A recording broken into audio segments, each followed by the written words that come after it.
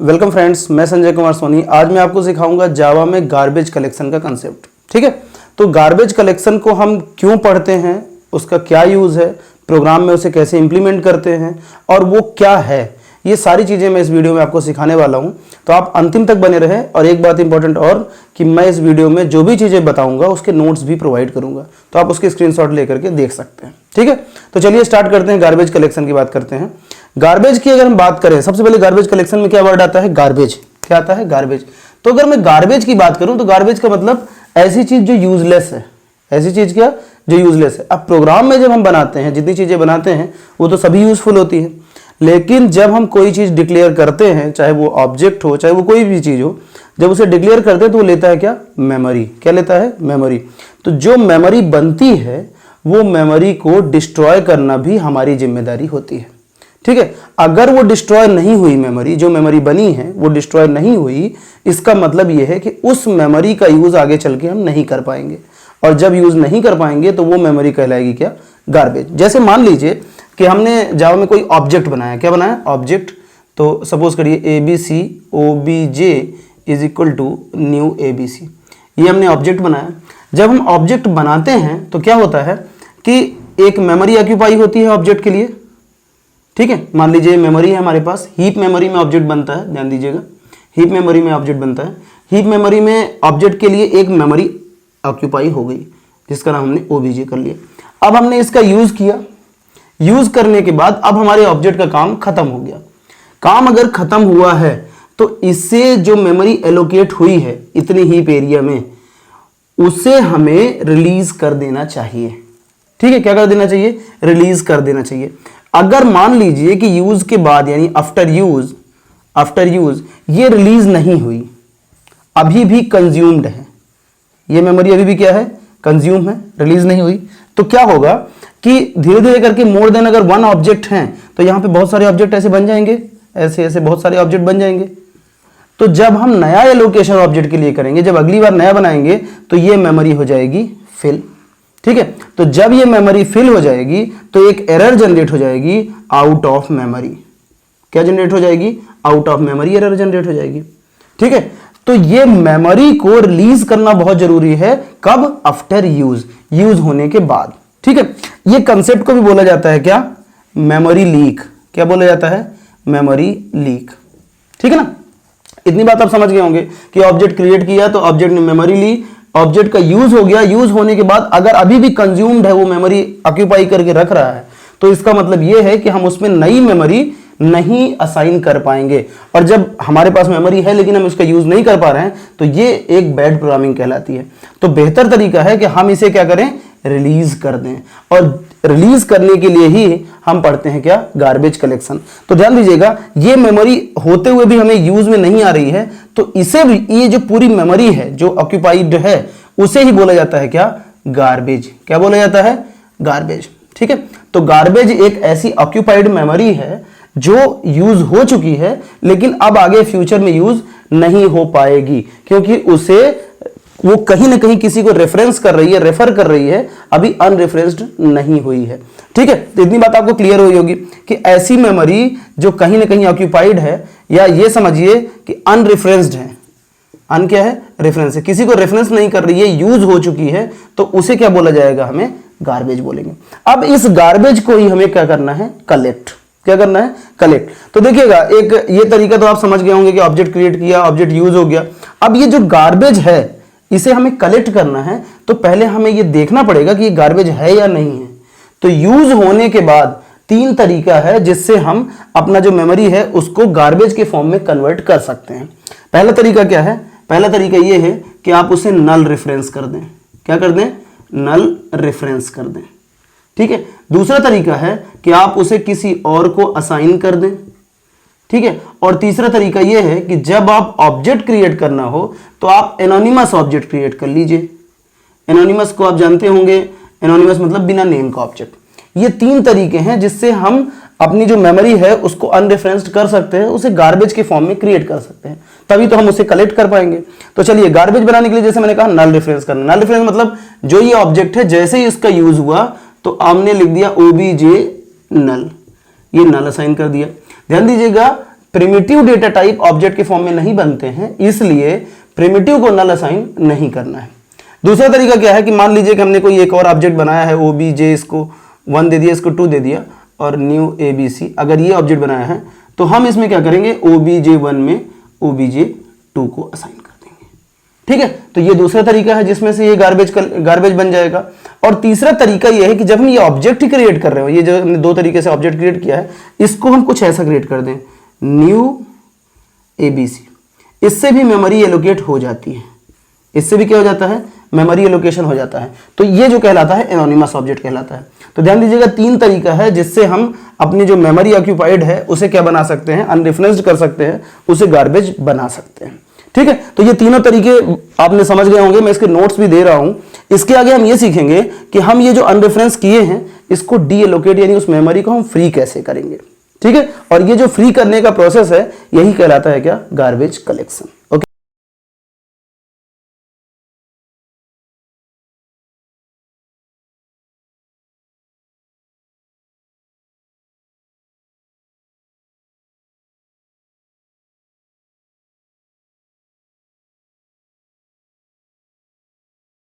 तो चलिए garbage collection को सबसे पहले मैं C++ से इंट्रोड्यूस करता हूं, फिर इसके बाद हम जावा में लेके आएंगे। C++ में जब हम पढ़ते थे तो हम क्या करते थे, जब ऑब्जेक्ट बनाते थे तो न्यू से ही ऑब्जेक्ट बनता है, आप जानते हैं। ठीक है, तो हमने न्यू से बनाया क्या, ऑब्जेक्ट, तो मेमोरी डिलोकेट हो गई। ठीक है, और डिलीट से उस ऑब्जेक्ट को हमने कर दिया क्या, डिलीट।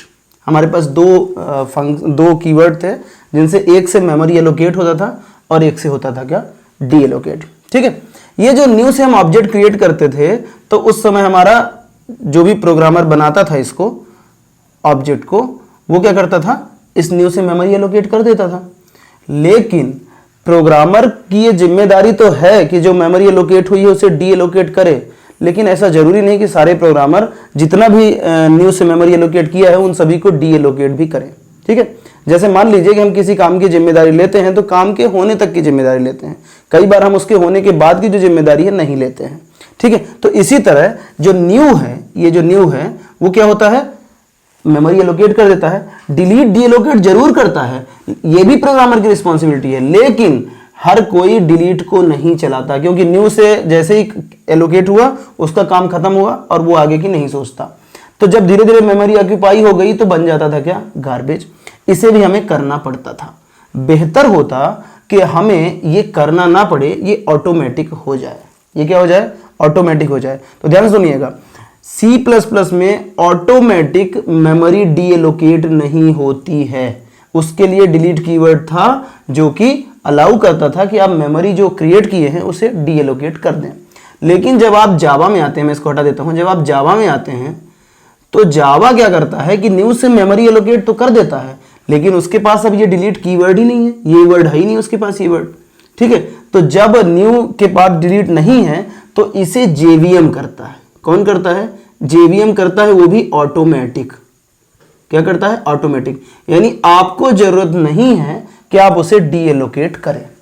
अब भाई जब डी एलोकेट करने की जरूरत नहीं तो जावा में ये हम पढ़ क्यों रहे हैं, हम पढ़ इसलिए कर रहे हैं कि मान लीजिए कि जेवीएम अपना काम पूरा नहीं करता, लेकिन आपको लगता है कि ऑब्जेक्ट का काम पूरा हो गया है। ठीक है, तो आप उसे डी एलोकेट करना चाहते हैं। क्या करना चाहते हैं, डी एलोकेट करना चाहते हैं। तो जब आप डी एलोकेट करना चाहेंगे तो इसके लिए जावा 2 चीजें प्रोवाइड करता है। क्या प्रोवाइड करता है, एक प्रोवाइड करता है GC method, garbage collector method, और दूसरा प्रोवाइड करता है फाइनलाइज मेथड। क्या प्रोवाइड करता है, फाइनलाइज मेथड। ठीक है, ध्यान सुनिएगा, ये ऑटोमेटिक होता है और जब हम ये दोनों मेथड चलाते हैं तो ये एक्सप्लिसिटली होता है, यानी हम इसको करते हैं। ठीक है, इतनी बात क्लियर है। तो जावा के पास मेमोरी क्रिएट करने के लिए तो न्यू कीवर्ड है, लेकिन डी एलोकेट करने के लिए कोई कीवर्ड नहीं है, कोई भी कीवर्ड नहीं है, तो हम उसके लिए 2 फंक्शन यूज करते हैं, एक जीसी और एक फाइनलाइज मेथड। इतनी बात तो आपको क्लियर हो गई। ठीक है, अब ध्यान सुनिएगा, ये जो जीसी है ये क्या है, इसमें भी हम डिस्कस करेंगे और फाइनलाइज में भी डिस्कस करेंगे। बेसिकली ये जो मेरा वीडियो बना रहा हूं इसका मेन ऑब्जेक्टिव ये है जीसी और फाइनलाइज को ही डिस्कस करना है, क्योंकि यही दोनों हैं जो जावा में गार्बेज को कलेक्ट करते हैं, वो भी एक्सप्लिसिटली, यानी जब हम करवाते हैं। ठीक है, इतनी बात समझ गए। अब इनको समझने से पहले ये जीसी क्या है, ये फाइनलाइज क्या है, ये कैसे चलते हैं, इसके लिए मैं आपको एक इंपॉर्टेंट बात बताता हूं। इंपॉर्टेंट बात यह है कि जब हम जावा का प्रोग्राम बनाते हैं तो उसमें बेसिकली 3 थ्रेड काम करता है। क्या करता है? 3 थ्रेड काम करता है। एक होता है मेन थ्रेड, क्या होता है? मेन थ्रेड होता है, ठीक है। दूसरा होता है थ्रेड शेड्यूलर, थ्रेड शेड्यूलर, ठीक है। और तीसरा जो होता है वो होता है गार्बेज, गार्बेज थ्रेड, ठीक है, या गार्बेज कलेक्टर थ्रेड, ठीक है। इतनी बात समझ गए। अब ये जो हमारा मेन थ्रेड है ये तो भाई मेन मेथड को चलाने का काम करता है। किसको काम करता है? Main method. हमारे प्रोग्राम में ये हमेशा चलता है, तो मेन मेथड को चलाने का काम कर दिया इसने, ठीक है। ये मेन मेथड का काम है। और जो ये थ्रेड शेड्यूलर है ये डिसाइड करता है कि किसको कब चलाना है, ठीक है, डिसाइड करने का काम करता है। और ये करता है गार्बेज कलेक्शन। क्या करता है? गार्बेज कलेक्शन, ठीक है। 3 चीजें हमारे प्रोग्राम में काम आई। क्या क्या? एक मेन मेथड को चलाने के लिए, एक डिसाइड करने के लिए कि कौन सा थ्रेड यानी कौन सा प्रोसेस। थ्रेड के बारे में मैं थोड़ा सा इंफॉर्मेशन देता हूं। ये सबसे छोटी यूनिट होती है किसी भी प्रोसेस की। प्रोग्राम में जितनी भी प्रोसेस होती हैं उनकी सबसे छोटी यूनिट होती है। तो ये छोटी छोटी यूनिट मिल करके एक प्रोग्राम को एग्जीक्यूट करते हैं। हालांकि थ्रेड के जो चैप्टर होगा उसमें पूरे तरीके से मैं इसको पढ़ाऊंगा, उसमें ज़्यादा अच्छे से क्लियर हो जाएगा। फिलहाल अभी आप समझिएगा कि मेन थ्रेड क्या करता है, थ्रेड शेड्यूलर क्या करता है, और गार्बेज जो थ्रेड होता है वो क्या करता है। अब ध्यान दीजिएगा, मैंने कहा ये तो मेन थ्रेड है, ये आपको दिखता है कि मेन प्रोग्राम जो है हमारा चल रहा है, मेन के अंदर ये चीज़ें लिखी ही चल रही। लेकिन आपने थ्रेड शेड्यूलर और ये गार्बेज थ्रेड को नहीं देखा होगा। इसलिए नहीं देखा होगा क्योंकि ये दोनों चलते हैं कहाँ? बैकग्राउंड में। कहाँ चलते हैं? बैकग्राउंड में, ठीक है। ये बैकग्राउंड में चलते रहते हैं थ्रेड, और ऐसे थ्रेड जो बैकग्राउंड में चलते हैं उसे बोला जाता है डेमन थ्रेड। क्या बोला जाता है? Daemon thread. ये थ्रेड के केस में मैं बताऊंगा, लेकिन आप इतना समझ लीजिए कि ये दोनों जो थ्रेड हैं वो बैकग्राउंड में चलते रहते हैं, ठीक है। आई होप आपको समझ में आया। तो ये थ्रेड जो गार्बेज, जैसे मैंने जीसी बताया है, ये जीसी जो है चलता रहता है। हमें इसे एक्सप्लिसिटली जब चलाना होता है तब हम इसे अलग तरीके से चलाते हैं, ठीक है। तो आइए ये समझते हैं कि जीसी क्या है और फाइनलाइज क्या है, ठीक है। आई होप आपको इतना कंसेप्ट क्लियर हुआ होगा। अब जीसी ज्यादा अच्छे से आप समझेंगे क्योंकि आप समझ गए हैं कि जीसी और फाइनलाइज किस काम में आता है।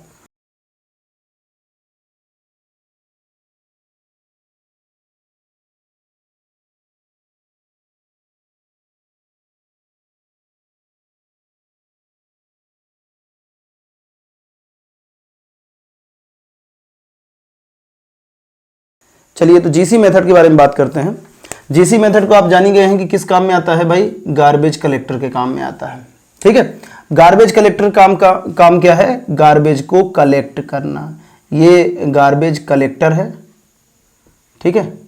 सुबह सुबह कचरे वाली गाड़ी आती है ना, तो वो गार्बेज कलेक्टर कहलाती है।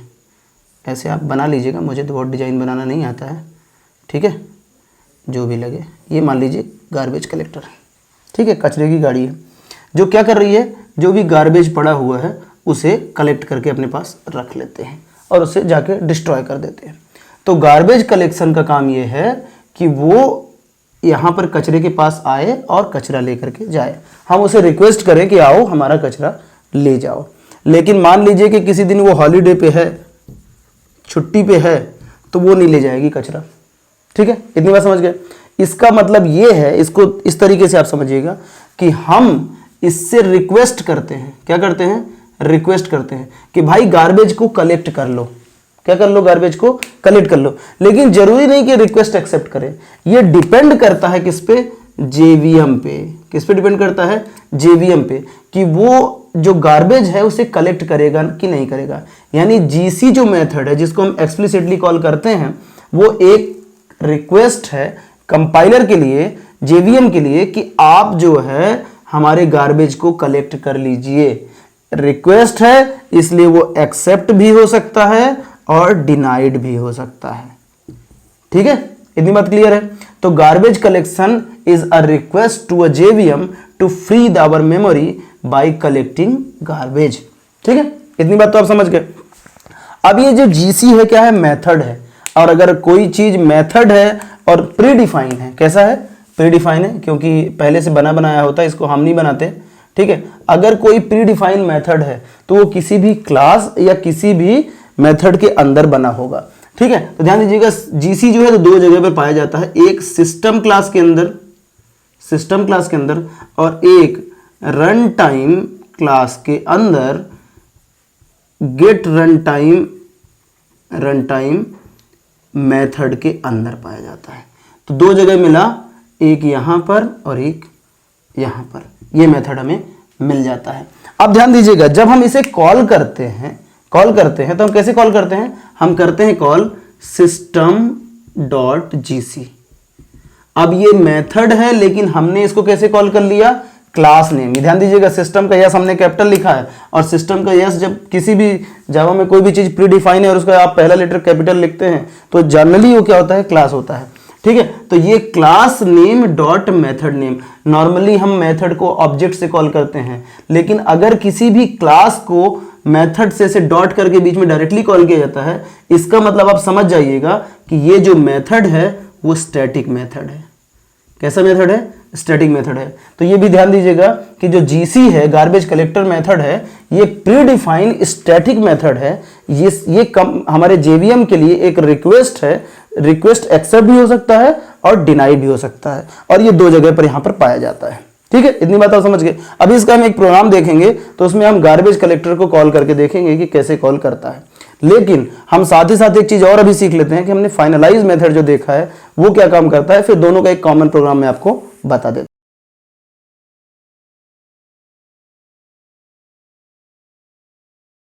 हूं। ये बात करते हैं फाइनलाइज मेथड के बारे में। फाइनलाइज मेथड, जैसा कि आपको लग रहा होगा कि इसमें फाइनल वर्ड जुड़ा हुआ है। फाइनल वर्ड जुड़ा है, इसका मतलब ये है कि फाइनली ये तभी कॉल होता है जब हमारा ऑब्जेक्ट जो है वो डीएलोकेट होने की ओर हो जाता है, यानी वो गार्बेज बन जाता है।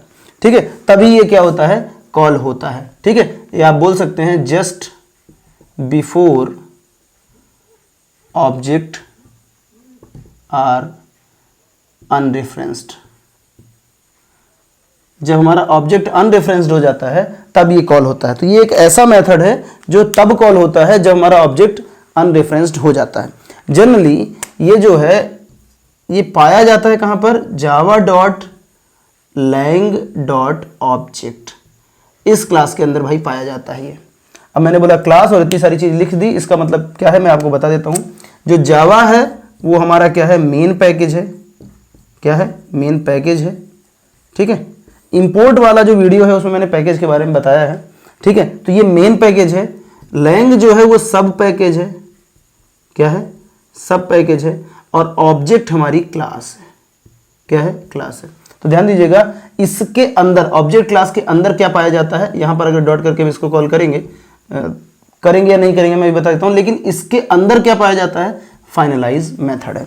अब जैसा मैंने बोला कि डॉट करके कॉल करेंगे या नहीं करेंगे, इन दोनों में क्या है बात मैंने बोली। मैंने इसलिए ऐसा बोला क्योंकि जो फाइनलाइज मेथड है, ये जो फाइनलाइज मेथड है ये भाई है नॉन स्टैटिक। ध्यान दीजिएगा, अभी गार्बेज कलेक्शन के बारे में मैंने बताया था स्टैटिक मेथड है, ये क्या है? नॉन स्टैटिक मेथड है। इसलिए इसे डॉट से हम कॉल नहीं करेंगे। ठीक है, इसे हम नॉर्मली सेपरेट कॉल करेंगे। जो फाइनलाइज हमारी मेथड है उसका जो प्रोटोटाइप है, प्रोटोटाइप मतलब कैसा फाइनलाइज मेथड हमारा डिक्लेयर है, उसको मैं आपको बताता हूं। प्रोटोटाइप जो है वो है प्रोटेक्टेड वॉइड फाइनलाइज। ये ऐसा डिक्लेयर है। ध्यान दीजिएगा, प्रोटोटाइप या सिग्नेचर इसको बोला जाता है। सिग्नेचर मतलब जैसा हमारे प्री डिफाइंड मेथड डिक्लेयर है वो बताया जाता है। प्रोटेक्टेड है और रिटर्न टाइप कुछ नहीं है और फाइनलाइज उसका नाम है। प्रोटेक्टेड क्या है? एक्सेस स्पेसिफायर है कि इसे कितना एक्सेस किया जा सकता है।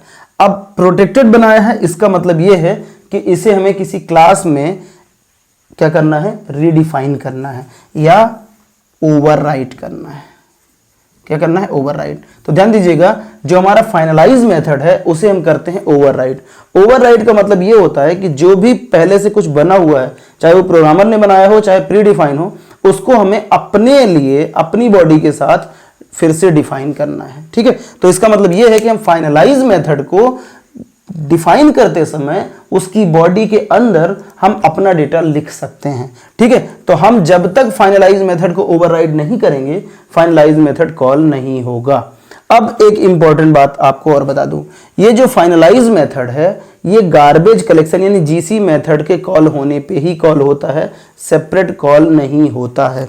ठीक है, तो ध्यान दीजिएगा, फाइनलाइज मेथड को हमें ओवरराइड करना है और ओवरराइड करेंगे तभी जब वहां पे हम जीसी मेथड अवेलेबल होगा और फिर वो कॉल होगा ऑटोमेटिक। ठीक है, इतनी बात क्लियर हो गई। तो अब आपको ये समझ में आएगा फाइनलाइज मेथड क्या है, कहां पाया जाता है, इसका सिग्नेचर क्या है, उसे ओवरराइड करना है नहीं करना है, वो स्टैटिक है या नहीं है। ठीक है, अब हम फाइनलाइज मेथड के कुछ पॉइंट्स देख लेते हैं, की पॉइंट्स देख लेते हैं, फिर इसके बाद में प्रोग्राम में डिस्कस करता हूं।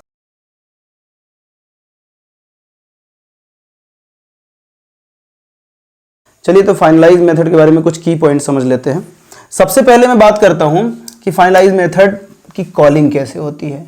तो ध्यान दीजिएगा, इसकी कॉलिंग केवल एक बार होनी है। क्या होनी है?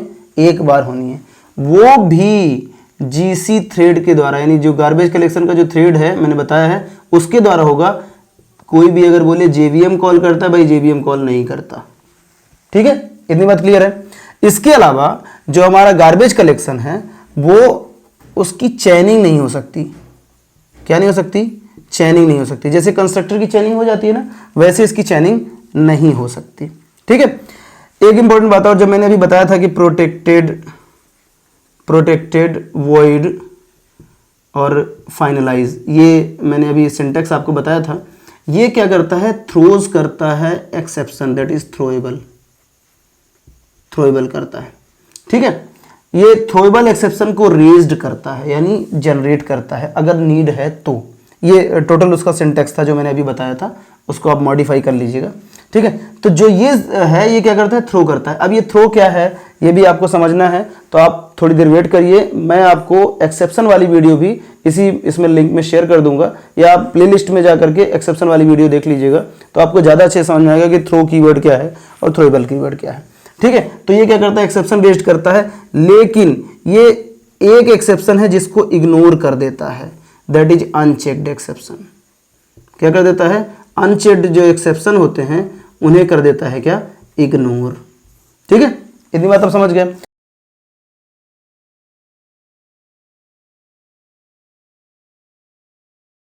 एक प्रोग्राम के थ्रू समझ लेते हैं कि हम गार्बेज कलेक्टर का और फाइनलाइज मेथड का, यानी जीसी मेथड और फाइनलाइज मेथड का कैसे यूज करेंगे। ठीक है, तो चलिए स्टार्ट करते हैं। सबसे पहले एक क्लास बना लेता हूं, क्लास बेस नाम से क्लास बना लिया। ठीक है, इसके अंदर public static void main string of args बना लिया। ठीक है, ओपनिंग कर ली करी। ठीक है, अब यहाँ पर हम क्लास का बना लेते हैं ऑब्जेक्ट। क्या बना लेते हैं? ऑब्जेक्ट। क्योंकि मुझे ज़्यादा कुछ नहीं करना है इसलिए क्लास के अंदर मैंने दूसरी चीज़ें नहीं बनाई हैं, सिर्फ मैं आपको अनरेफरेंस करके सिखा दूँ। ठीक है, तो b1 नाम से ऑब्जेक्ट बना लिया, न्यू बेस। ठीक है, और इसी तरह एक और ऑब्जेक्ट बना लेते हैं, base b2 is equal to new base, और ये ऑब्जेक्ट बन गया। अब ध्यान दीजिएगा, मैं इसे करूंगा अनरेफरेंस्ड। कैसे करेंगे? 3 मेथड मैंने आपको स्टार्टिंग में बताए थे, तो मैं अभी नल करके कर लेता हूं। b1 is equal to null, b1 को हमने नल असाइन कर दिया, और सिस्टम डॉट जीसी को कर लिया कॉल। क्या कर लिया? सिस्टम डॉट जीसी को। मैंने गार्बेज कलेक्टर को कॉल करने का बताया था, ये स्टैटिक मेथड है तो इसके अंदर ही कॉल होगा। ठीक है, फिर मैं b2 को भी नल कर देता हूं, और ये नल कर दिया मैंने b2 को भी। ठीक है, और यहाँ पर चलिए वो वाली मेथड कॉल कर लेता हूँ, run time dot gate run time dot GC, ये हमने मेथड को कर लिया कॉल। ठीक है, और क्योंकि ये सब कुछ मेन मेथड के अंदर चल रहा है इसलिए मैं एक system dot out dot printer में लिख देता हूँ अंडर मेन मेथड। ठीक है, और इसको ऐसे कर दिया। ठीक है, अब ध्यान दीजिएगा, ये हमारा गार्बेज कलेक्टर बन चुका है। हमें करना है क्या? फाइनलाइज मेथड को कॉल करना है। क्या करना है? Finalize method. तो ये हमने मेन मेथड को कर दिया क्लोज। अब हम यहां पर फाइनलाइज मेथड करेंगे तो लिखेंगे वॉइड फाइनलाइज, ये हमने फाइनलाइज किया, और इसके अंदर हमने लिख दिया सिस्टम डॉट आउट डॉट प्रिंटल में फाइनलाइज मेथड अंडर, अब ये इसको जीसी कर देते हैं क्योंकि जीसी के कॉल होने पर ही होगा, और क्लास को कर दिया हमने क्लोज। और ये वाली जो मेथड बनाई है फाइनलाइज, इसको भी, ये मेथड क्लोज हो गई और ये क्लास क्लोज हो गई। ठीक है, अब ध्यान दीजिएगा भाई, एक क्लास बनी है जिसके अंदर मेन मेथड है, इसमें ऑब्जेक्ट बना है, ऑब्जेक्ट को हमने कर दिया है नल असाइन, यानी यहाँ पे कर दिया है क्या, अनरेफरेंस्ड कर दिया है, अनरेफरेंस कर दिया, या ये कहिए कि इसे गार्बेज बना दिया है, ठीक है। यहाँ पर भी हमने अनरेफरेंस कर दिया है, ठीक है। अब ध्यान दीजिएगा, इसके लिए जीसी कॉल होगा और इसके लिए भी जीसी कॉल होगा, यानी जीसी कितनी बार कॉल होगा, 2 बार कॉल होगा, लेकिन जीसी कहां पर डिक्लेयर है, फाइनलाइज मेथड, और जब इसको नल मिल जाएगा तभी वो कॉल होगा, यानी जब पूरा प्रोग्राम चल जाएगा तब हमारा ये system.gc चलेंगे। तो जब पूरा प्रोग्राम चलेगा तो पूरे प्रोग्राम में प्रिंट करने के लिए कहां पे लिखा है, यहां पे, यानी सबसे पहला हमारा आउटपुट आएगा अंडर मेन मेथड। क्या आएगा, सबसे पहला आउटपुट क्या आएगा हमारा, अंडर मेन मेथड, ठीक है। फिर इसके बाद सारी चीजें नल हो चुकी हैं, प्रोग्राम का यूज खत्म हो चुका है, अब हमारा चलेगा क्या, फाइनलाइज मेथड। तो फाइनलाइज मेथड कब चलता है, जब जीसी होता है, तो जीसी क्या करता है, फाइनलाइज मेथड को यहां से कॉल करता है और बोलता है आपके अंदर क्या लिखा है, तो बोला फाइनलाइज मेथड अंदर जीसी। तो यहां पर पहले तो ये प्रिंट हो चुका है, दूसरी बार प्रिंट क्या हो जाएगा, फाइनलाइज मेथड अंदर जीसी। फिर यहाँ आया, इसको भी एक अनडिफरेंस हो गया, यहाँ पर भी सिस्टम डॉट ये जीसी कॉल किया, तो ये फिर से इसको कॉल करेगा, और फिर यहाँ पर फिर ये दूसरी और तीसरी बार भी यही दे देगा, फाइनलाइज मेथड अंदर जीसी। तो जितनी बार आप जीसी कॉल करते हैं उतनी बार हमारा फाइनलाइज मेथड कॉल हो जाता है, ठीक है। इतनी बात आपको समझ में आई, किस तरह हम उसको अनडिफरेंस करते हैं। दूसरा तरीका भी बता चुका हूं अनडिफरेंस करने के, उससे भी आप देख सकते हैं, प्रोग्राम बना सकते हैं, कोई भी डाउट है तो आप पूछ सकते हैं। हालांकि जो फाइनलाइज मेथड है उसका ज्यादातर हम यूज कब करते हैं, जब हम अपना प्रोजेक्ट बना रहे होते हैं और उसमें डेटाबेस की कनेक्टिविटी कर रहे होते हैं, तो जो डेटाबेस की कनेक्टिविटी या डिसकनेक्टिविटी का जो कोड होता है वो हम फाइनलाइज मेथड में लिखते हैं, ठीक है ना। तो इसके लिए भी ये काम होता है, और आपको आई होप ये समझ में आया होगा कि फाइनलाइज मेथड को एक्सप्लिसिटली जीसी के अंदर कॉल करना पड़ता है, यानी अगर आपने जीसी नहीं बनाया तो फाइनलाइज मेथड आप कॉल नहीं कर पाते हैं, ठीक है। आई होप आपको ये समझ में आया होगा। तो आप इसको अनरेफरेंस्ड कर सकते हैं, अनरेफरेंस्ड करके इसे कॉल कर सकते हैं। हालांकि जावा में ये ऑटोमेटिक होता है, इसकी नीड नहीं है, पर फिर भी अगर आप एक्सप्लिसिटली करना चाहते हैं तो आप इसे अनरेफरेंस्ड करके जीसी कॉल कर सकते हैं, ओके।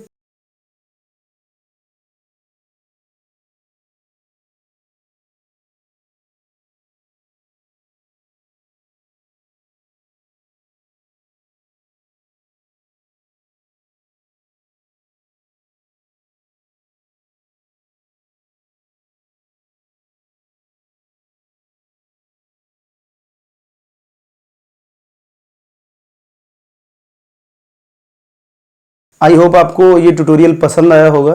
तो अगर आपको ट्यूटोरियल पसंद आया है और आप इस चैनल के नए हैं तो आप इसे सब्सक्राइब कर लें ताकि आपको नए अपडेट्स मिलते रहें।